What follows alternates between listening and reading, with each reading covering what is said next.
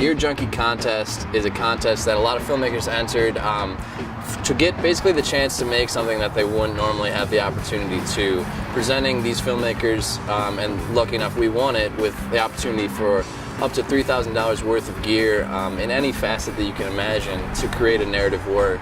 And here we are today shooting the first scene for this feature using the gear that normally we wouldn't be able to get our hands on. It was so nice to have sort of like a blank check almost when it comes to gear, and to have an opportunity, especially with something like this where we're shooting a scene for a feature-length movie and we're kind of using it as like a way of kind of getting some support, getting some funding, some interest in the project. Just having like a baseline investment almost with like this gear really just helps us bring up the project to where we kind of want it to be on in terms of like the production value. So it really helped us with just kind of like kickstarting this project in a way. So the film's called The Night the Sky Fell in New Haven, and it takes place on the last night on Earth, supposedly, before the sky is set to fall. And we basically drift around from all these different characters and explore what these people are doing on their supposed last day alive. And it's sort of in the style of a Pee-wee's Big Adventure, sort of dark humor mixed with this twisted comedy. And it's really just a fun film, stepping away from a lot of like more dramatic narratives we've been working on. I mean, it just started as like a short film that we kind of thought, you know, let's just make this one weekend, you know, and have some fun with it. And, you know, there was a pretty good reception. Like, a lot of people really enjoyed it. So we decided, like, you know what, let's try and make like a full-length thing out of this with the same sort of idea. It's been a project in the making, you might say, for a long time. A lot of scenes. I worked with Ryan before and played a kind of similar character to this. I guess he liked it and gave me this role. Yeah, so I'm like the seer, the head of the cig den, where we all sit and smoke cigs and roll cigs and just take it in.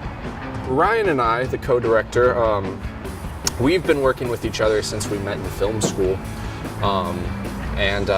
I mean, between us, we just kind of have like a very similar opinions on how things should be shot. Like, we both have very similar styles.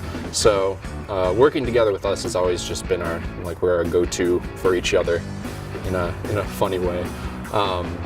Everybody else we met through film school, though, I mean, obviously, if we want people to work on our sets for free, we got to work on theirs for free too. So, sort of just reciprocating that with people, we started kind of building some good relationships, and lots of people who we know and trust. Taylor, who's shooting it, is somebody who we've worked with a lot, and he's just a really good DP.